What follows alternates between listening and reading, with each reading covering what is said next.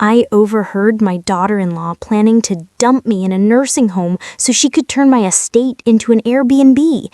She thinks I'm frail and helpless. She's about to find out that this old lady bites back. Smash that subscribe button to see how I teach these greedy leeches a lesson they'll never forget. The ink on the deed to this Victorian estate was dry before Jessica was even a glint in her father's eye, yet she walks around these halls like she built them with her own 2 manicured hands. I'm 72, not dead, but if you asked my daughter-in-law, she'd probably say I'm just lingering past my expiration date like a carton of milk.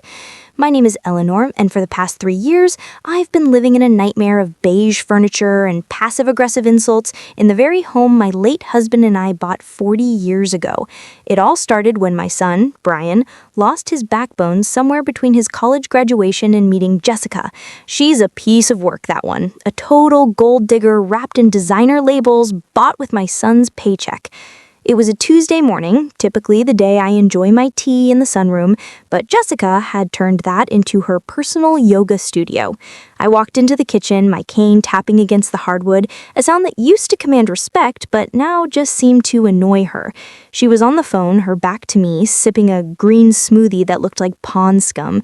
She didn't hear me enter, she was too busy yapping away to one of her high society friends. "I know, right? It's totally cramping my style," Jessica was saying, her voice dripping with that fake Valley Girl drawl that drove me up the wall.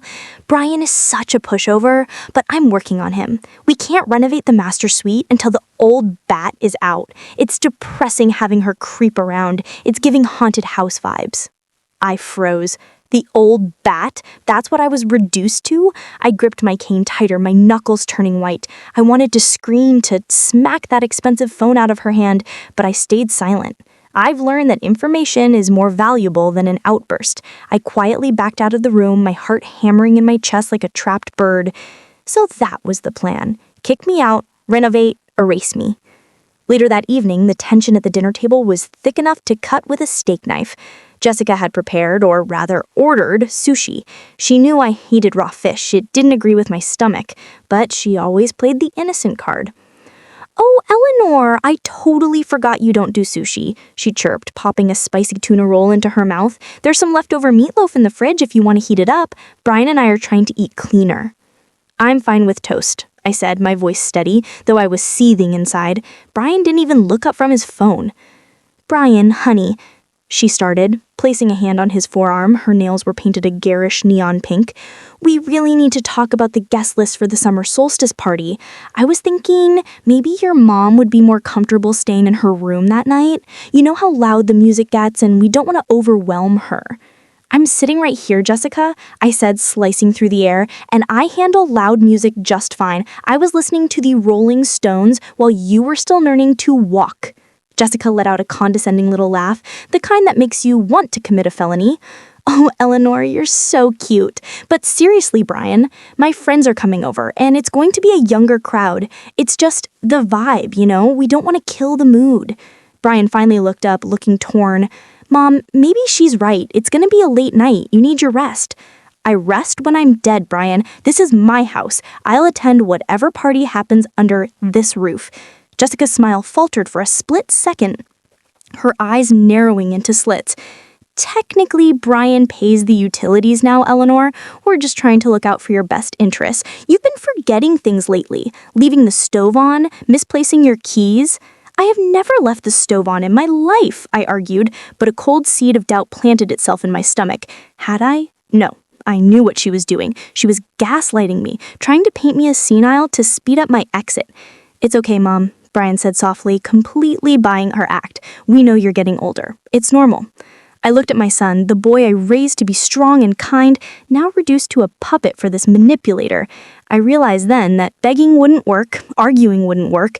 They thought I was losing my mind, losing my grip. Good, let them think that. It would make them sloppy. That night, unable to sleep, I crept downstairs to the home office. Brian usually left his briefcase unlocked, a bad habit he never outgrew. I needed to know how far along their plan was. I riffled through the capers, bills, receipts for Jessica's shopping sprees, and then I found it. A glossy brochure hidden at the bottom of the stack. Sunny Meadows Assisted Living. Clipped to it was a printout of an email from a realtor. Subject, listing strategy for the estate. They weren't just moving me out, they were selling my home, my sanctuary, the place where my husband proposed to me. They were going to sell it, take the money, and dump me in a facility that smelled like bleach and despair. Tears pricked my eyes, hot and angry, but I wiped them away quickly. Crying was for victims. I wasn't a victim. I was the matriarch of this family, and I still held the cards, even if they didn't know it. I took my phone out and snapped a picture of the documents. As I climbed the stairs back to my room, I heard Jessica's voice from their bedroom. He said if we get her to sign the power of attorney by next week, we can list the house in July. We'll be rich, babe, finally free of the baggage. Baggage?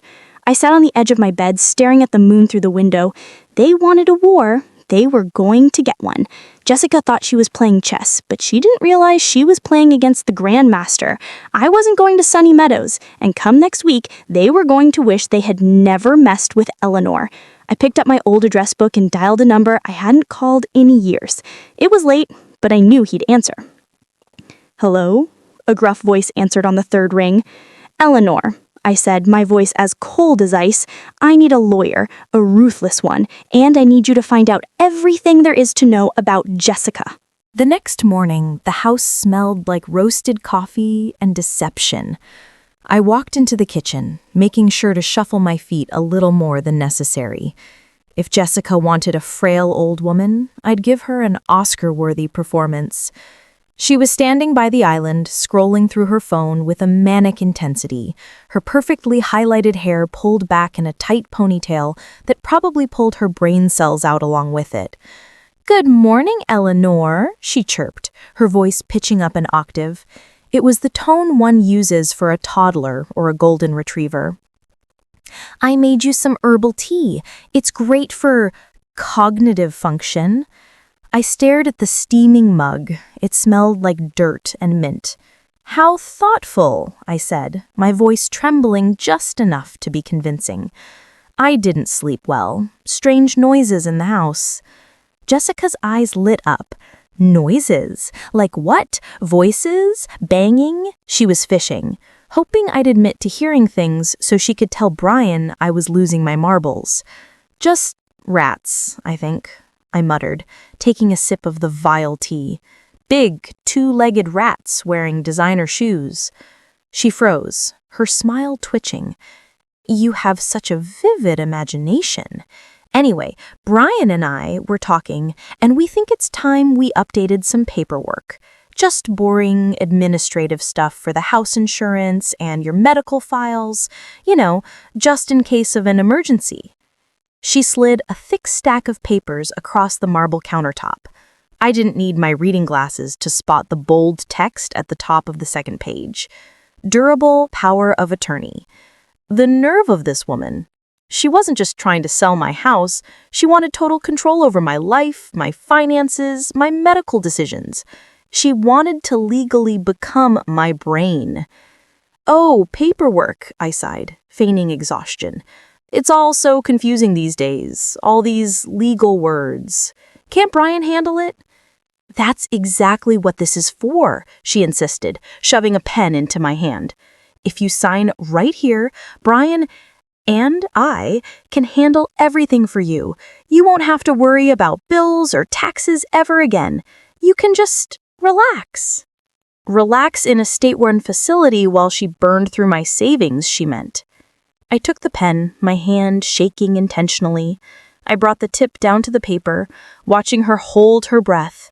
She looked like a predator ready to pounce.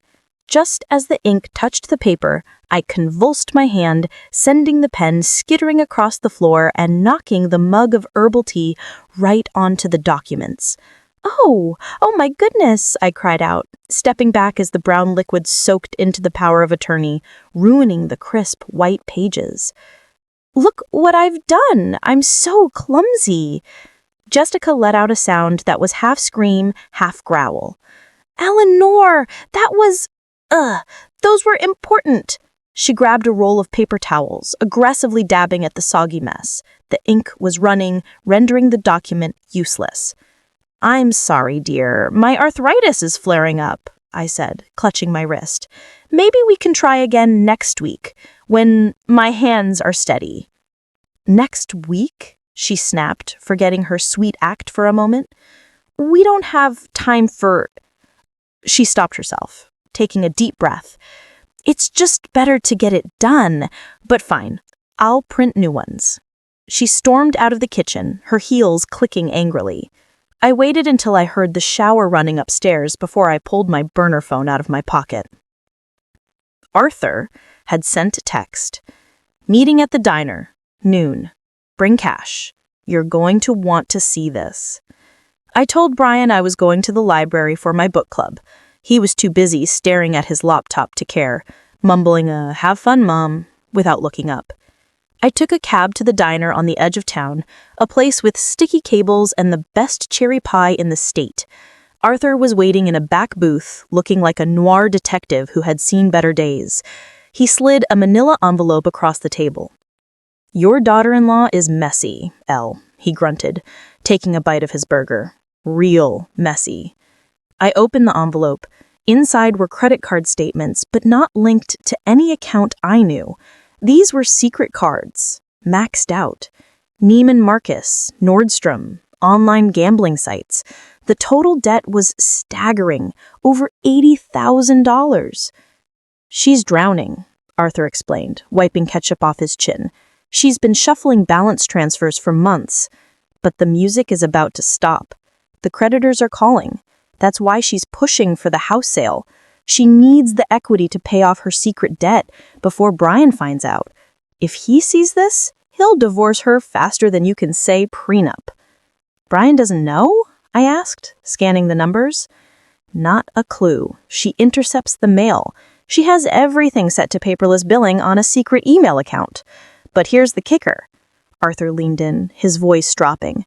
She's not just in debt. She's leveraged. She took out a personal loan against her car title last week. High interest, predatory stuff. She is desperate, Eleanor, and desperate people do dangerous things. I sat back, a cold smile spreading across my face. Jessica wasn't just a greedy brat. She was a ticking bomb, and she needed my house to defuse herself. If I refused to sell, or if I delayed it long enough, her house of cards would collapse. Can we prove she's rushing the competency hearing to cover this up? I asked. We can try, but you need to be careful, Arthur warned. If she realizes you know, she might escalate. Don't sign anything, and watch your back in that house. She's liable to try something drastic to get you out of the picture. Let her try, I said, tucking the envelope into my purse. I returned home just before dinner. The atmosphere was tense. Jessica was pacing in the living room, and Brian looked pale. Mom, where have you been? Brian asked, his voice strained. Jessica was worried sick. She said you wandered off. I was at the library, Brian, like I told you. I hang up my coat. She called the library, Eleanor, Jessica interjected, her arms crossed, standing in the doorway like a bouncer. They said there was no book club today. I looked at her. She was good. She was trying to catch me in a lie to prove my memory was faulty. Oh, silly me, I chuckled, tapping my temple. It must be next Tuesday. I just ended up sitting in the park feeding the pigeons. Lost track of time. See, she whispered loudly to Brian. Wandering, confusion. Brian, it's not safe. What if she walks into traffic next time? Brian looked at me with pity. Mom, maybe Jessica is right. Maybe we need to look into extra help. I don't need help, Brian. I need dinner. I walked past them toward the kitchen. But as I passed the hallway mirror, I noticed something. A small black object tucked behind the decorative vase on the entry table. A camera. My heart skipped a beat. She was recording me. She was trying to catch me acting crazy on tape. I paused, adjusting the vase, and looked directly into the lens with a blank stare, then smiled, a creepy, knowing smile that I knew she would see later when she reviewed the footage. What are you smiling at, Mom? Brian asked, noticing my expression. Just thinking about the future, I said, turning to face them. It's going to be very interesting. Jessica narrowed her eyes. She knew something was off, but she couldn't put her finger on it. She was desperate for that signature, desperate to cover her $80,000 hole. I had the leverage now. It was time to start squeezing.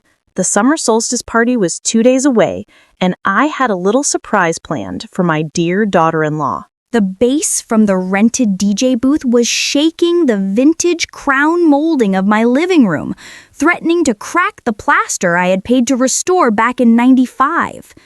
It was the night of the summer solstice party, or, as I like to call it, the parade of the narcissists. Jessica had transformed my elegant home into a chaotic nightclub scene straight out of a bad reality TV show. There were white balloons everywhere, a champagne wall that blocked the hallway, and enough fake tanner in the room to stain my upholstery for a generation. Earlier that afternoon, Jessica had tried to quarantine me. She came into my room with a fake smile and a loaded iPad. "Here you go, Eleanor. I downloaded The Crown for you. Why don't you just stay cozy in here tonight? I'll have the caterers bring up a plate. It's going to get really rowdy downstairs. Major cringe for someone your age." "Oh, thank you, dear," I had said, taking the iPad. "I wouldn't want to get in the way of your networking." As soon as she left, I tossed the iPad onto the bed. I wasn't hiding. I was hunting. I spent an hour getting ready. I bypassed the dowdy cardigans Jessica liked to see me in and went to the back of my walk-in closet. I pulled out a vintage emerald silk gown I hadn't worn since a gala in DC 15 years ago. It still fit. I put on my diamond studs, the real ones, not the paste replicas Jessica thought I wore, and apply a layer of red lipstick. I looked in the mirror. I didn't look frail. I looked like money. Old money. The kind of money Jessica was desperate to steal.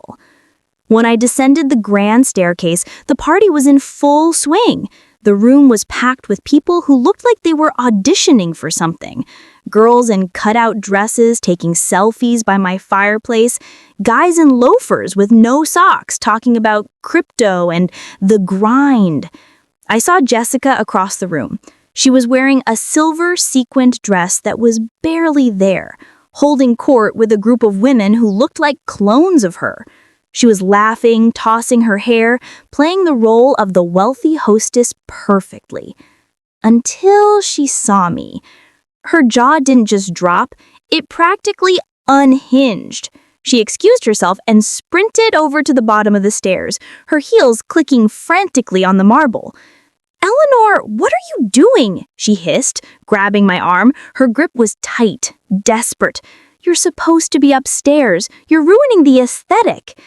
"I just wanted a glass of water, dear," I said, projecting my voice just loud enough for the people nearby to hear. "And the music sounded so festive. Is that techno?" "Go back upstairs," she whispered through gritted teeth. "Now, before you embarrass me." "Nonsense," I beamed, pulling my arm away. "I want to meet your friends. You always say I need to socialize more to keep my brain sharp." Before she could stop me, I drifted into the crowd. I was a shark in silk. I made my way to the bar, ordering a gin and tonic, and positioned myself next to a woman Jessica had been fawning over earlier. I recognized her from Jessica's Instagram. Madison, a lifestyle influencer with 1 million followers and a mouth bigger than her brain. "Lovely party," I said, smiling at Madison.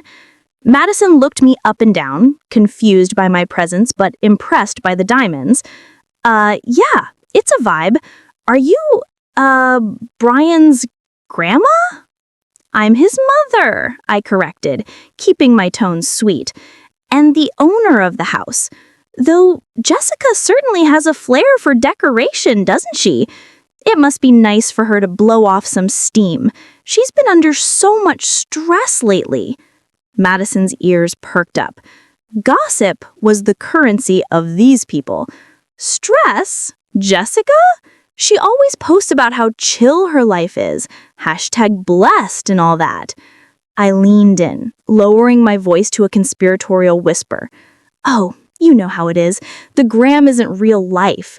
Between you and me, I've been so worried about her finances. The creditors calling at all hours, it's just heartbreaking. I tried to offer her some money for the caterers today because her card got declined at the grocery store last week, but she's too proud. Her card got declined, but she just bought a new G-Wagon. Leased, dear. Heavily leased, I sighed, taking a sip of my drink. And I think that loan she took out against it has really put a strain on her. But don't tell her I said anything. She's trying so hard to keep up appearances. It's very brave, really, living on the edge like that. I patted Madison's hand and walked away. I didn't need to do anything else. I saw Madison immediately pull out her phone, thumbs flying. The seed was planted. By midnight, everyone in that room would be whispering about Jessica's fake wealth. I circulated the room playing the eccentric but charming matriarch. I told stories about the history of the house, subtly emphasizing that I bought it, I furnished it, and I was the only name on the deed. Every time Jessica tried to intercept me, I would introduce her to someone new, trapping her in a conversation she couldn't escape without looking rude. Then came the toast. Jessica tapped a spoon against her champagne flute, standing on a chair like a frat boy. The music died down. "Hey everyone! Thanks so much for coming!" she shrieked. "I just want to say, Brian and I are so lucky to have this space to host you all. We have so many big plans for this place in the coming months. Major renovations coming soon!" She was announcing her victory before she had even won. She locked eyes with me, a challenge in her gaze. She was telling the room that I was on my way out. "To the future," she yelled, raising her glass. "To the future," the crowd echoed. I waited for the applause to die down, then cleared my throat. "And to transparency," I added, my voice cutting through the silence. Jessica froze on the chair. "Because the truth always comes out, doesn't it, Jessica? Like those renovations you mentioned. I assume you mean fixing the dry rot in the basement? Or perhaps paying off the liens?" A hush fell over the room. Brian, who had been hiding by the buffet, looked up confused. "Mom? What liens?" Jessica scrambled down from the chair, her face flushing a deep, blotchy red. "Okay, who wants shots? Let's get the music back on," she signaled the DJ frantically. The bass kicked back in, but the damage was done. The vibe had shifted. People were whispering. I saw Jessica pointing at Jessica and giggling with another girl. Jessica marched over to me, grabbing my elbow and practically dragging me into the hallway. "What is wrong with you?" she hissed, her eyes wild with panic. "You are ruining everything. Liens? What are you talking about?" "I'm just making conversation, sweetie," I said, dropping the sweet act for just a second. "I know about the maxed out cards, Jessica. I know about the online blackjack. And I know about the loan shark you owe for that car." Her face went pale, the color draining so fast her spray tan looked orange in contrast. You went through my stuff?" she stammered, tears forming in her eyes. "I didn't have to. You're sloppy," I whispered. "You think I'm a senile old woman you can toss in a home? Think again. If you try to push that competency hearing one more inch, I will send every bank statement I have to Brian. And then I'll send them to your little friends in there." "You wouldn't," she stammered, tears forming in her eyes. "Brian won't believe you. He thinks you're crazy." "Try me," I challenged. "Now, if you'll excuse me, I'm going to go to bed. This party is a little low budget for my taste." I turned and walked up the stairs, leaving her shaking in the hallway. I felt a surge of adrenaline. I had drawn first blood. But as I reached the landing, I looked back and saw Brian walking towards her. He looked angry, not at me, but at her. He had heard the word liens. The cracks were starting to form, but I knew Jessica. She wouldn't fold that easily. She was cornered now, and cornered animals are the most dangerous kind. I locked my bedroom door that night, sliding a heavy chair under the handle. The war had officially begun. The morning after the solstice party, my house looked like the aftermath of a natural disaster, if that disaster was sponsored by cheap vodka and bad decisions. Red Solo cups littered the pristine lawn, and the living room carpet, my Persian rug that I had imported from Istanbul in the 80s, was stained with something sticky and purple. I walked down the stairs, my cane tapping a slow, rhythmic beat, ready to survey the damage. Brian was on his hands and knees, scrubbing the floor with a desperate intensity. He looked awful, bags under his eyes, skin pale. He looked like a man who had stared into the abyss, and the abyss had asked him for a loan. Jessica was nowhere to be seen, likely nursing a hangover in the master bedroom, hiding from the daylight and the consequences of her tackiness. "Good morning, Brian," I said, my voice cutting through the silence. He jumped, nearly knocking over a bucket of soapy water. "Mom, Jesus, you scared me." "Guilty consciences are easily startled," I observed, walking past him to the kitchen. "Did you enjoy the rave? I assume the police weren't called, which I suppose counts as a success by modern standards." Brian sat back on his heels, wiping sweat from his forehead. "Mom, about last night, what you said, about the liens, why did you say that?" I paused, filling the kettle at the sink. This was my opening. "I didn't say it to hurt you, Brian. I said it because I'm worried. I hear things, people talk, and I see mail that disappears." "Jessica says you're confused," Brian said, but his voice lacked conviction. He sounded like he was trying to convince himself, not me. "She said you're confused between a lien and a line of credit. She said your dementia is getting worse, that you're becoming paranoid." "Is that what she said?" I turned to face him, leaning against the counter. "Brian, look at me. Do I sound confused?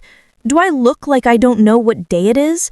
I managed the family trust for 20 years after your father died. I know what a lien is, and I know when someone is drowning in debt and using my house as a life raft." Brian looked down at the floor, conflict warring behind his eyes.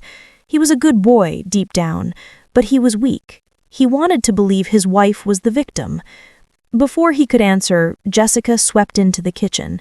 She was wearing oversized sunglasses indoors and a silk robe, looking like a washed-up celebrity avoiding the paparazzi.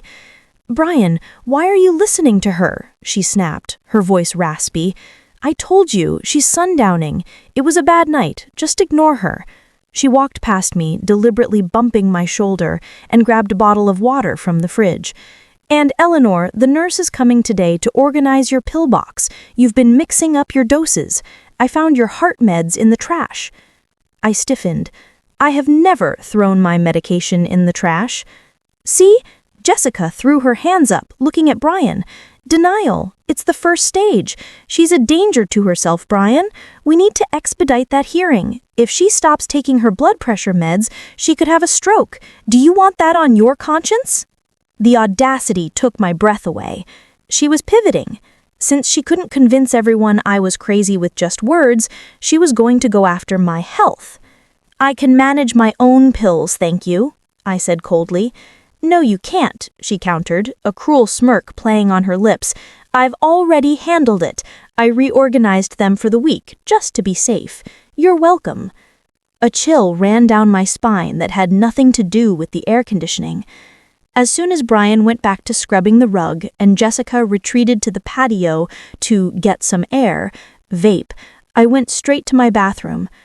My pill organizer sat on the vanity, Monday through Sunday, neatly filled with colorful capsules. At a glance, it looked perfect, but I knew my routine. I knew the shape and weight of every pill I took. I popped open the Monday morning tab. The white oval pill for my blood pressure looked normal, but the blue one, my diuretic, looked slightly off. The shade of blue was a tint too dark. I reached into my toiletry bag where I kept a magnifying glass for reading the tiny print on cosmetic bottles. I held the blue pill under the lens. My real medication had HTCZ stamped on one side. This pill had a different code, ZOL. I froze. I pulled my phone out and Googled the code. Zolpidem, sedative, hypnotic, used to treat insomnia. She wasn't just organizing my pills, she was swapping them. She was replacing my water pills with heavy-duty sleeping pills. She wanted me groggy, confused, stumbling around the house in a daze. If I took this in the morning, I'd be slurring my words by noon. I'd look exactly like the senile, incompetent old woman she was describing to Brian and the courts. Worse, without my blood pressure diuretic, my hypertension would spike. She was literally trying to induce a medical crisis. My hand shook not from age, but from pure, unadulterated rage. This wasn't just greed anymore. This was attempted murder by pharmacology. I tipped the contents of the Monday, Tuesday, and Wednesday slots into a tissue and shoved them into my pocket. I wouldn't take them, but I had to make her think I did.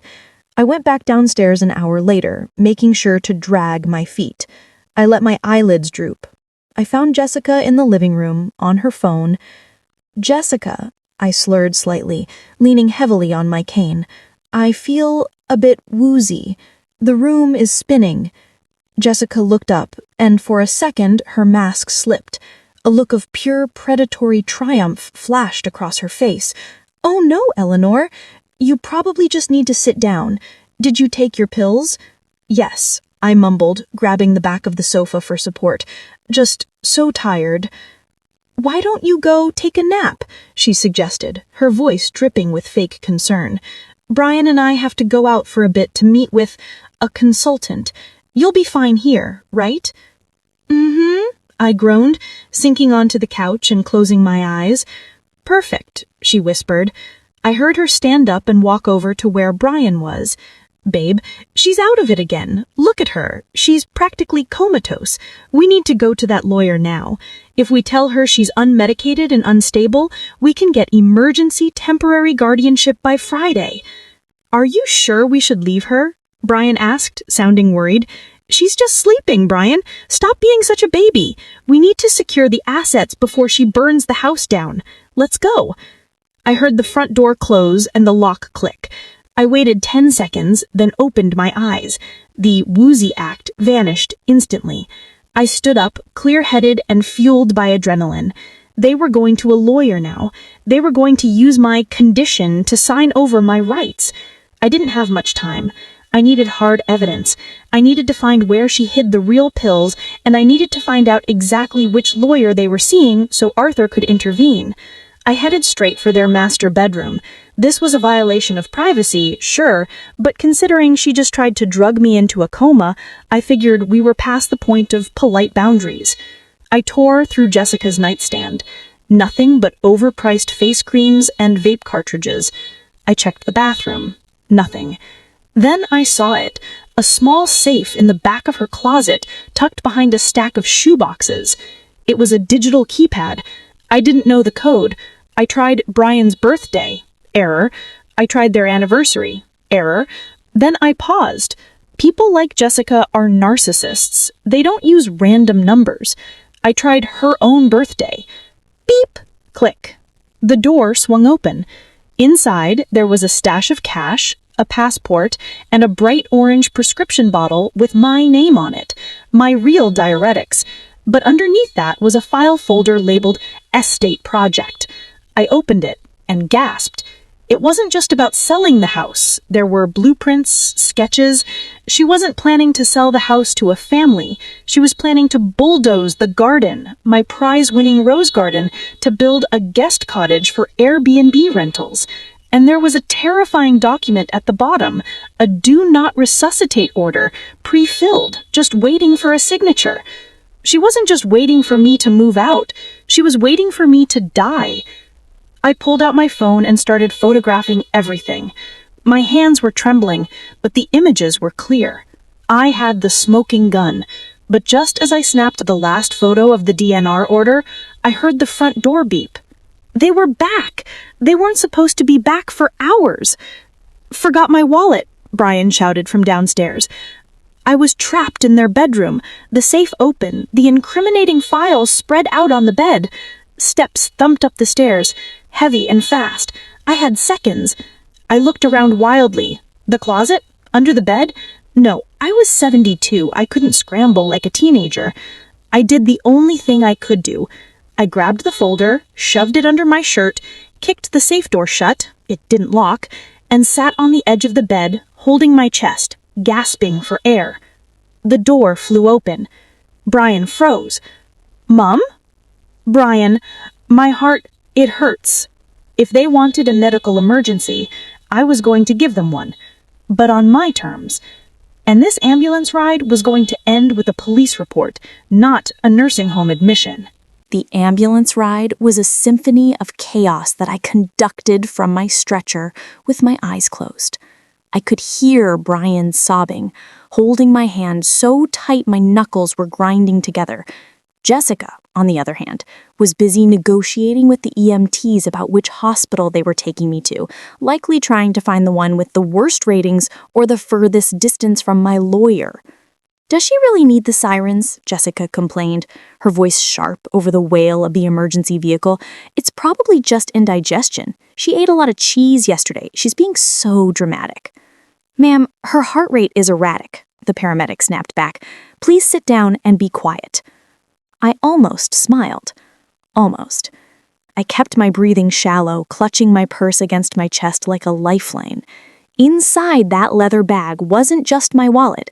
It was the folder I had swiped from their safe, and the tissue containing the swapped pills.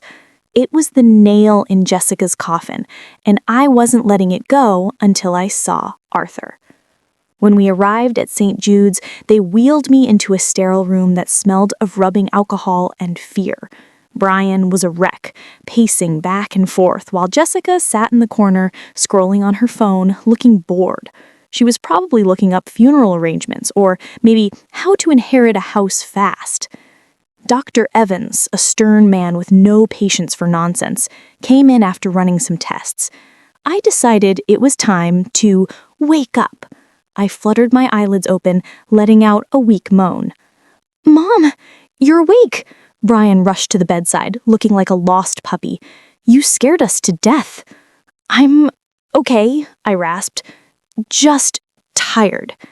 "Mrs. Sterling," Dr. Evans said, looking at his clipboard with a frown, "we've stabilized your heart rate, but your blood work came back with some concerning results. We found a significant amount of zolpidem in your system. Have you been taking sleeping pills?"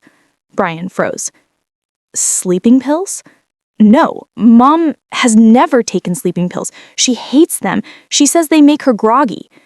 "Well, her levels suggest she's been on a high dosage for days," the doctor said, looking over his glasses at Brian. "It explains the dizziness, the confusion, and the cardiac stress.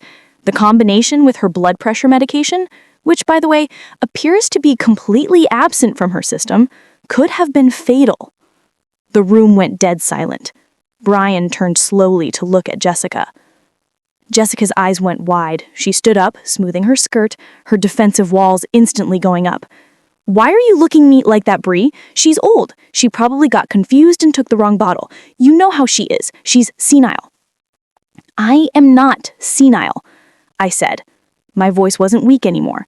It was cold, hard, and steady. I sat up in the hospital bed, pulling the tubes away from my arm slightly. "Hand me my purse, Brian." He hesitated, then handed it to me. I reached inside and pulled out the tissue with the pills I had saved from the organizer. I poured them into my hand, the blue zolpidem pills that were supposed to be my diuretics. "Jessica organizes my pill box every Sunday," I told the doctor, keeping my eyes locked on my daughter-in-law. She told Brian she was helping me. But on Monday, I noticed the pills looked different. I didn't take them. I saved them. "That's a lie," she shrieked, her face turning a blotchy red. "She's lying. She's trying to frame me because she hates me. She's toxic, Brian. She's literally crazy." "And my blood pressure meds?" I continued, ignoring her outburst. "I found them in your safe, Jessica, along with this." I pulled the stolen folder out of my bag. I tossed it on the bed. It slid toward Brian. The DNR order was right on top, bold and terrifying. "What is this?" Brian asked, his voice shaking. He picked up the paper. "Do not resuscitate." His eyes scanned the document, then the blueprints underneath. The plans for the guest cottage where my garden stood, the Airbnb revenue projections. "She wasn't waiting for me to die, Brian," I said softly. "She was speeding up the process. She swapped my meds to make me look incompetent so she could get power of attorney, and she gave me sedatives to induce a medical crisis.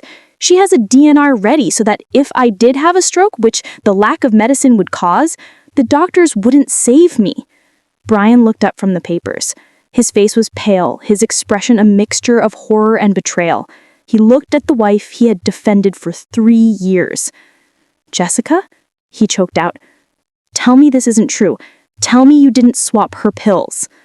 "Babe, listen to me," she pleaded, stepping toward him, her hands out. "She's manipulating you. She planted that. I was just trying to help us. We're drowning in debt. I did it for us." "You did it for yourself." A deep voice boomed from the doorway. Arthur stood there, looking like an avenging angel in a cheap trench coat. He walked into the room, followed by 2 uniformed police officers. "Jessica Sterling," Arthur said, pointing a finger at her. "We represent Eleanor Sterling. We have footage from a nanny cam I had installed in the kitchen 3 days ago. It clearly shows you tampering with the pill organizer." I hadn't actually installed a nanny cam, but Arthur was a master bluffer. Jessica didn't know that. Her face crumbled. The arrogant influencer facade shattered, leaving a scared, greedy child underneath. "I didn't mean to hurt her," she sobbed, realizing the game was up. "I just needed her to sleep. She's so annoying. She walks around the house like she owns it." "I own it," I said, swinging my legs off the bed. "And you are officially evicted." "Brian!" she screamed, grabbing his arm. "Do something! They're going to arrest me!" Brian pulled his arm away. He looked at the DNR order in his hand, then at the woman he married. He looked broken, but for the first time in years, he looked awake. "You tried to kill my mother," he whispered. "Don't touch me." "Officers?" Arthur nodded. As the police moved in to handcuff Jessica, the room felt lighter. The air was cleaner. She was screaming about her rights, about how this was entrapment, but no one was listening. "I'll need a statement from the doctor regarding the toxicology report," Arthur said efficiently. I looked at Brian. He sank into the chair next to my bed, putting his head in his hands. He was crying, silent, heaving sobs. "I'm so sorry, Mom. I'm so sorry. I didn't see it. I was so blind." I reached out and placed a hand on his head. I was angry at him, yes. He had been weak, but he was still my son, and he had finally chosen the right side. "It's over now," I said, "but we have a lot of work to do. And, Brian, you're going to need a very good divorce lawyer. Luckily, I brought one with me." I nodded at Arthur, who cracked a rare smile. Jessica was dragged out of the room, her heels scraping against the linoleum, her screams fading down the hallway. I took a deep breath. My heart rate monitor beeped steadily, a perfect, strong rhythm. I wasn't frail. I wasn't helpless. And I was just getting started. There was still the matter of her debt, the damage to my house, and the fact that she had underestimated Eleanor Sterling. The jail cell was just the beginning of her punishment.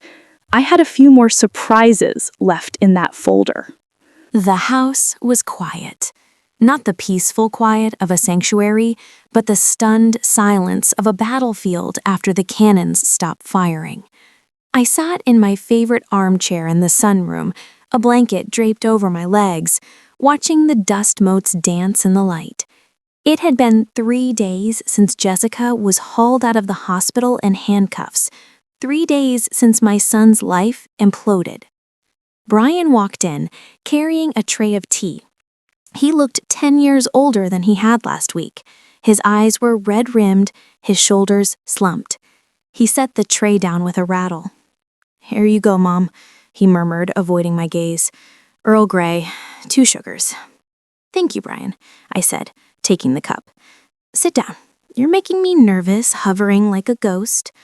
He sank onto the sofa opposite me, putting his head in his hands. I can't believe it. I can't believe how stupid I was." "You were in love," I said, blowing on my tea, "and love makes people blind. Jessica counted on that. She weaponized your affection." "Arthur is in the study," Brian said, his voice hollow. "He's going through the rest of the finances. He says it's bad." "It's worse than bad, Brian. It's catastrophic," Arthur said, walking into the room. He was carrying a stack of files thick enough to stop a bullet. He dropped them onto the coffee table with a heavy thud. "I finished the audit. Jessica didn't just drain the savings. She took out a second mortgage on this house by forging Eleanor's signature on a power of attorney document she notarized herself. She has 6 credit cards in your name, Brian, all maxed out. And that business investment she told you about last year, it was a Ponzi scheme run by one of her influencer friends." Brian stared at the files, his face draining of color. "A second mortgage? On Mom's house? She was banking on me dying or being declared incompetent before the first payment was due. The Airbnb income was supposed to cover the loans. It was a house of cards, Brian, and I just pulled the bottom card out." "We're ruined," Brian whispered. "I'm bankrupt." "You might be," Arthur agreed, "but Eleanor's assets are protected now that we've proven fraud. However, the debt collectors are going to come for everything with your name on it: the car, your savings, your retirement fund." Just then, the landline rang. It was a jarring sound in the tense room. We all stared at it. I nodded at Brian. "Answer it." He picked up the receiver. "Hello? You have a collect call from the County Detention Center from an inmate, Jessica Sterling. To accept the charges, press 1. Brian's hand shook. He looked at me. I sat stone-faced. He pressed the button. "Brian! Oh my God, finally!" Jessica's voice filled the room on speakerphone. She sounded frantic, shrill, and completely devoid of remorse. "You have to get me out of here. The food is disgusting and the bedding smells like mildew. It's a human rights violation. You need to post bail. It's set at $50,000. Call my dad, sell the car. I don't care. Just get me out." Brian stared at the phone, his jaw tightening. "You want me to sell the car? The car you took a predatory loan out on?" "That was a bridge loan, Brian. I was going to pay it back once the Airbnb started making money." She shrieked. "Stop focusing on the past. I'm your wife. You promised to support me in sickness and in health." "This isn't sickness, Jessica. This is a felony. You tried to kill my mother." "I did not. I just gave her a little nap time. She's exaggerating. She's manipulating you, Brian. Can't you see? She wants us to split up." "You split us up when you decided my mother's life was worth less than your credit card bill." "I'm not posting bail, Jessica. I'm posting divorce papers."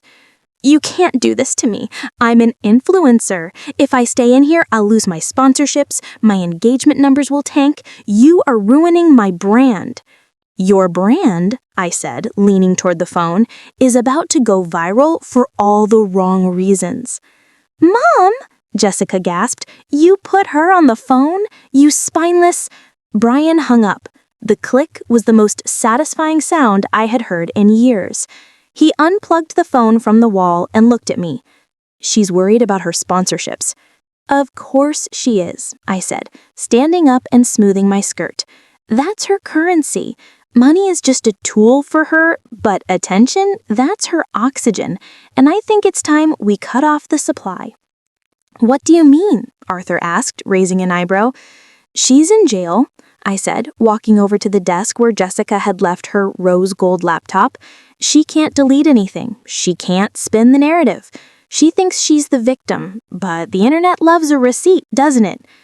I opened her email. Sticky notes with passwords were stuck right to the screen. Security was not her strong suit. I logged into her email, her Instagram, her TikTok. It was a treasure trove of vanity and deceit. But I wasn't just looking for evidence for the court. I was looking for evidence for the world. I found a folder labeled Content Strategy. Inside were videos she had recorded but never posted. Videos of her mocking Brian behind his back. Videos of her complaining about the old hag living downstairs. Videos where she bragged about how easy it was to manipulate stupid men into paying for her lifestyle. "Arthur," I said, a wicked smile spreading across my face, "do we have any legal reason why I can't post videos from a laptop that was left in my house on a shared Wi-Fi network?" Arthur smirked, closing his briefcase. "As long as you don't claim to be her, no. It's considered abandoned property in a common area, and truth is an absolute defense against libel." "Good," I said, cracking my knuckles. I opened her Instagram. She had 50,000 followers who hung on her every word about positivity and family values.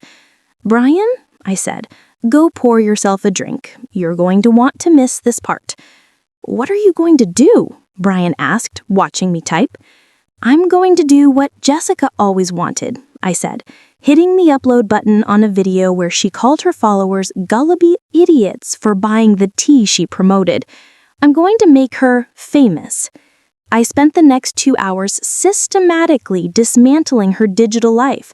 I didn't hack anything. I just posted the truth. The drafts she hid, the emails she sent to her friends mocking her sponsors. I posted the photos of the foreclosure notices she had hidden from Brian. By the time the sun went down, her phone, which the police had left on the counter, was buzzing so hard it was vibrating across the table. Notification after notification, comments, unfollows, brand deals being pulled via email. "The internet is fast," Arthur observed. "Warning, cancel culture is brutal. She's trending on Twitter, #ScammerJessica. "Good," I said, closing the laptop. "Let her rot in that cell, knowing that when she gets out, she won't have a platform to stand on." She wanted to turn my home into a hotel. I just turned her reputation into a ruin. But I wasn't done. The legal battle was just starting.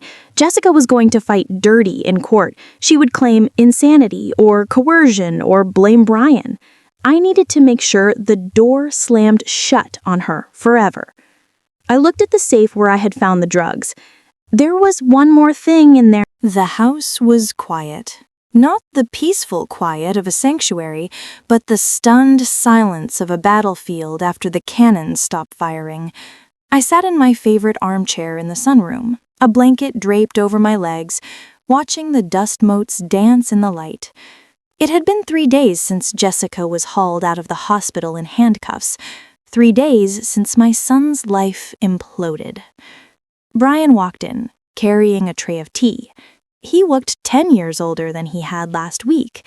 His eyes were red-rimmed, his shoulders slumped. He set the tray down with a rattle. "Here you go, Mom," he murmured, avoiding my gaze. "Earl Grey, 2 sugars." "Thank you, Brian," I said, taking the cup. "Sit down. You're making me nervous, hovering like a ghost." He sank onto the sofa opposite me, putting his head in his hands. I can't believe it. I can't believe how stupid I was." "You were in love," I said, blowing on my tea, "and love makes people blind. Jessica counted on that. She weaponized your affection." "Arthur is in the study," Brian said, his voice hollow. "He's going through the rest of the finances. He says it's bad." "It's worse than bad, Brian. It's catastrophic," Arthur said, walking into the room. He was carrying a stack of files thick enough to stop a bullet. He dropped them onto the coffee table with a heavy thud. "I've finished the audit. Jessica didn't just drain the savings. She took out a second mortgage on this house by forging Eleanor's signature on a power of attorney document she notarized herself.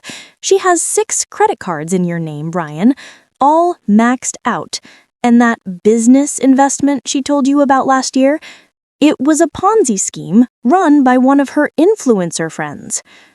Brian stared at the files, his face draining of color. "A second mortgage? On Mom's house? She was banking on me dying or being declared incompetent before the first payment was due. The Airbnb income was supposed to cover the loans. It was a house of cards, Brian, and I just pulled the bottom card out. We're ruined. I'm bankrupt. You might be, Arthur agreed, but Eleanor— The diary was small, bound in cheap faux leather, but its contents were heavy enough to sink a battleship. I sat at the mahogany desk in my library, wearing latex gloves Arthur had provided, flipping through the pages. It wasn't a journal of feelings, it was a ledger of sins.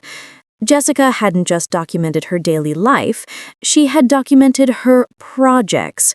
And her first husband, a man named Mark who died 3 years ago from a sudden cardiac event, was project number 1.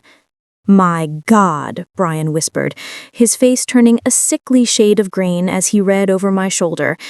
"She wrote it all down. The dosage, the dates. She bragged about it."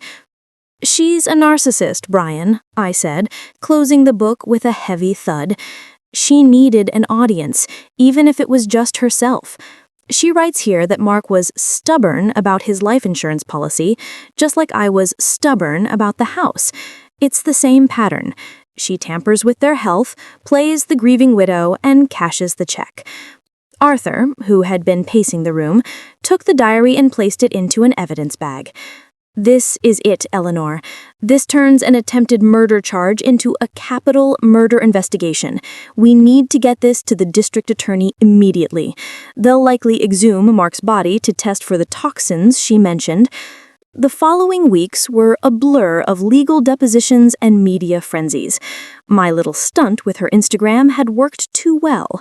The story of the Black Widow influencer went global. Reporters were camping out on my lawn, drone cameras were buzzing over my rose garden, and true crime podcasts were already dissecting every video Jessica had ever posted. But the real drama happened in the courtroom. I made sure to attend every single day of the trial.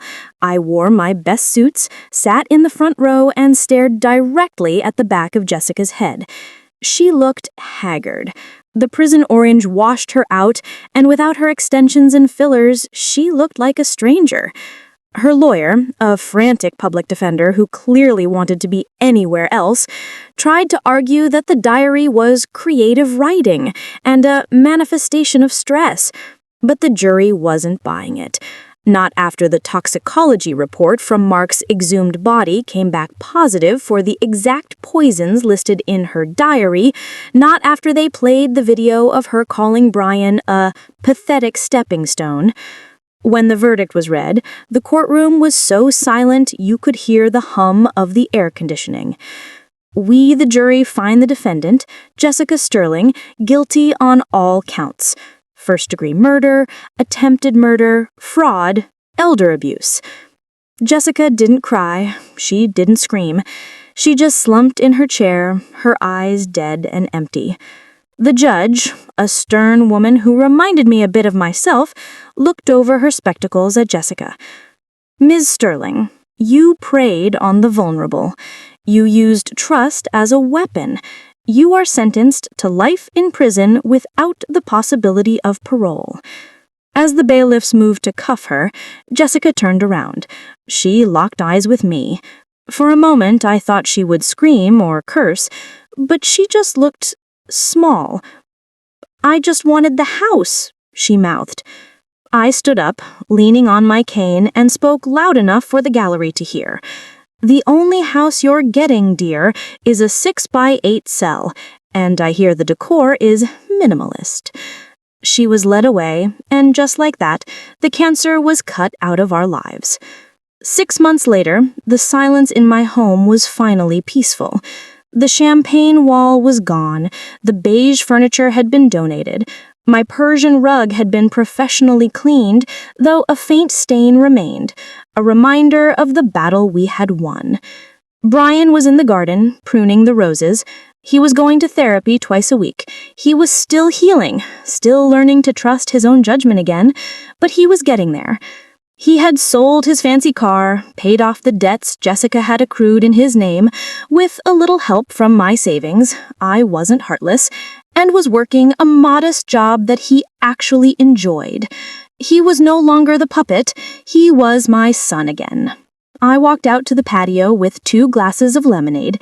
The sun was setting, casting long golden shadows across the lawn that Jessica had wanted to bulldoze for a parking lot.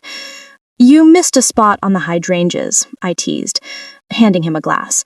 Brian smiled, a genuine smile that reached his eyes. "I'm learning, Mom. Give me a break." "You're doing fine," I said, sitting on the garden bench. "We both are." "I still can't believe she did all that," Brian said quietly, looking at the house. "She almost took everything." "Almost," I corrected, "but she made one fatal mistake. She assumed that because I was old, I was weak. She didn't realize that age isn't a weakness, Brian. It's armor. It's experience. I've survived recessions, heartbreaks, and disappointed board members. A greedy girl with a fake tan never stood a chance." I took a sip of my lemonade, tasting the sweetness. The air was crisp.